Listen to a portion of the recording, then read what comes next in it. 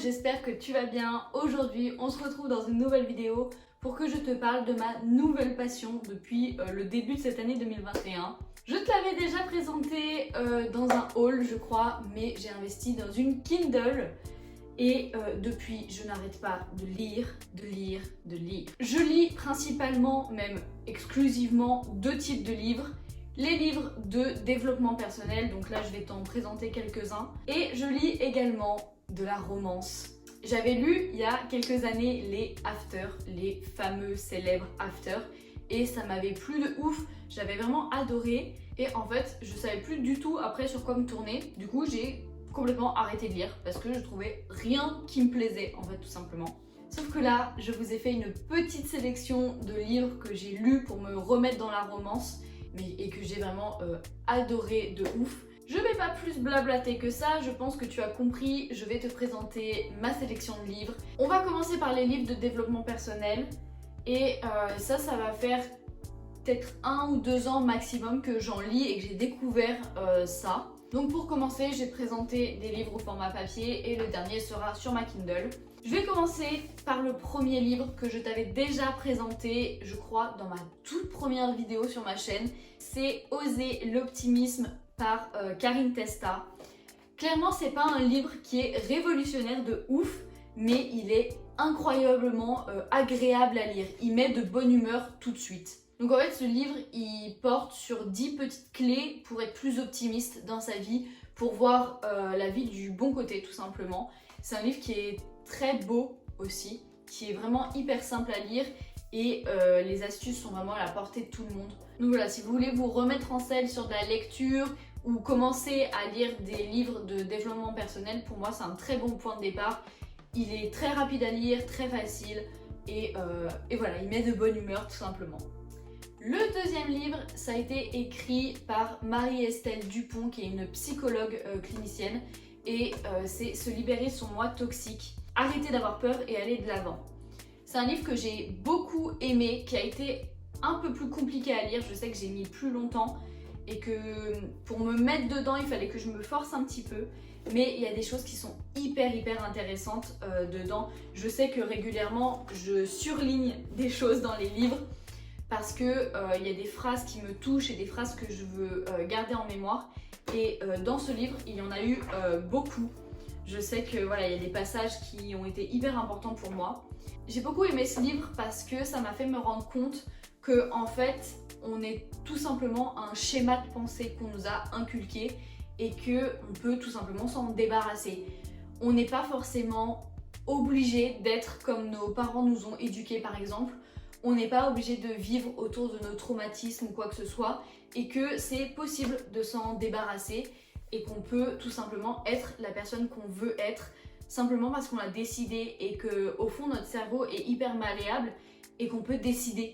Donc voilà, très honnêtement c'est un livre qui est, comme je l'ai dit, un petit peu plus compliqué à lire et c'est dur de se mettre dedans. Mais niveau prise de conscience, ça a été un livre qui a été hyper important pour moi et j'ai trouvé hyper intéressant. Troisième livre, c'est Toujours plus de Léna Situation.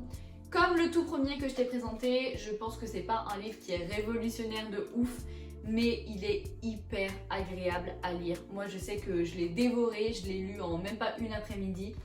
C'est un livre voilà, qui est vraiment très beau, très imagé. Et en fait, c'est un concentré de motivation. Ça m'a donné envie d'aller de l'avant, en fait, tout simplement. Pour moi, c'est pas tellement un livre de développement personnel, mais c'est un livre de motivation et de bonne humeur, en fait. Pour moi, c'est une référence si on veut, pareil, essayer de se mettre en selle dans le développement personnel et commencer à lire des livres voilà, sur le sujet. C'est hyper bien de commencer par ce genre de bouquin qui est facile à lire et qui met de bonne humeur. Le dernier livre de développement personnel, il est sur ma Kindle et c'est Miracle Morning de Hal Elrod. Elrod, je crois que ça se prononce comme ça. C'est un livre que j'avais envie de lire depuis super longtemps, mais je sais pas pourquoi je m'étais jamais vraiment décidée à le faire parce que j'ai encore une pile de livres à lire qui est énorme. Et je sais pas pourquoi, un matin, je me suis levée et j'ai dit j'ai envie de lire celui-là. Et clairement, maintenant c'est mon rituel du matin. Je lis au moins pendant 15-20 minutes ce livre depuis genre une semaine. Et waouh!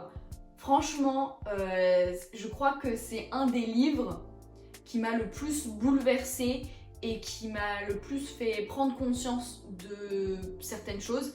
Et pourtant, j'en suis à juste un peu plus de la moitié. Mais ça a été une grosse claque dans ma tronche, clairement.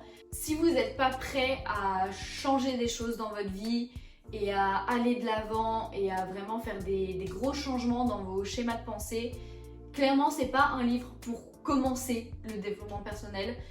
Alors rien que l'histoire du mec qui a écrit ce livre est incroyable. Il a vécu des choses terribles dans sa vie et pourtant c'est un mec qui est hyper optimiste et qui réussit de ouf dans sa vie. Et rien que ça, c'est hyper motivant. Et de deux, c'est toute une méthode. Et je trouve ça hyper intéressant d'avoir une méthode détaillée qu'on puisse adapter et appliquer à nous-mêmes après. Enfin bref, je vais pas résumer le livre parce que ça mène à rien. Mais clairement, incroyable. J'ai adoré, adoré, adoré. J'ai pas de retour d'expérience sur la méthode parce que je suis toujours en train d'y lire. Mais franchement, ça a été une grosse claque et je crois que c'est une des premières fois que ça m'arrive avec un livre de développement personnel. On peut passer maintenant à la romance. Alors clairement, j'ai quasiment tout lu sur Kindle, alors je vais pas pouvoir vous montrer les livres papier. Je me suis remis à la romance, tout simplement parce que je suis tombée sur TikTok sur une fille qui lit de la romance et qui a un compte TikTok dédié à ça. Je vous mets son nom ici. Je sais qu'elle a une chaîne YouTube aussi. Et ça m'a donné trop envie de relire en fait, tout simplement parce qu'elle m'a fait découvrir que c'était un genre de livre à part entière. Clairement, voilà, moi j'avais adoré les After et je cherchais des livres dans la même veine que ça. Mais sauf que je n'avais pas conscience que c'était un genre littéraire en fait, la romance. Donc quand j'ai appris ça, ça a fait boum dans ma tête. Et alors là, je me suis écrit une liste de plein de livres à lire. Donc voilà, je vais te présenter ceux que j'ai lus pour le moment et que j'ai vraiment adoré. Je tiens quand même à faire un mini disclaimer. Les livres que je vais te présenter sont dans la même veine que After. Du coup, c'est de la romance, mais de la romance avec des scènes qui peuvent être un peu choquantes, de type érotique et sexuel. Et je sais que c'est pas des livres qui sont adaptés à tout le monde. Clairement, les livres que je vais te présenter là, il n'y a pas de scènes problématiques ou quoi que ce soit. Ça ne touche pas à du viol, à des violences ou à ces choses-là. Mais ça reste des livres qui ne sont pas forcément adaptés aux plus jeunes. Et donc voilà, je voulais juste préciser qu'il peut y avoir des scènes qui peuvent déranger. Et donc que c'est des livres qui sont à prendre avec des pincettes et avec précaution quand même. La première saga que j'ai lue après After et qui m'a vraiment fait comprendre que la romance c'était un style littéraire que j'aimais et que c'était vraiment ça qui me plaisait, c'est les Campus Drivers. Moi personnellement c'est le deuxième qui est mon préféré, mais j'ai trouvé ça hyper léger, hyper drôle, hyper simple, rapide à lire, ça glisse tout seul. Ce qui est assez rigolo, c'est que du coup, on suit un groupe de garçons à l'université et chaque tome va parler d'un couple différent.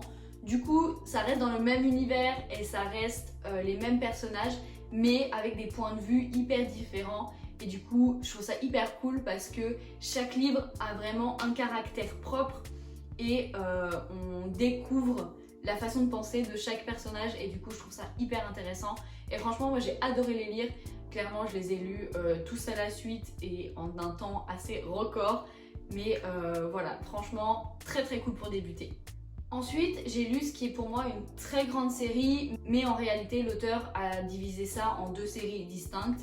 C'est les Off-Campus et les Braillard University. Donc les Off-Campus, en fait, ça suit une équipe de hockey à l'université.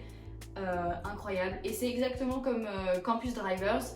En fait, chaque tome va parler d'un couple différent et du coup, je trouve ça hyper cool parce que c'est toujours le même univers, toujours les mêmes personnages, mais avec des points de vue différents et des histoires qui sont très très très différentes. Pareil, c'est hyper léger, hyper facile à lire.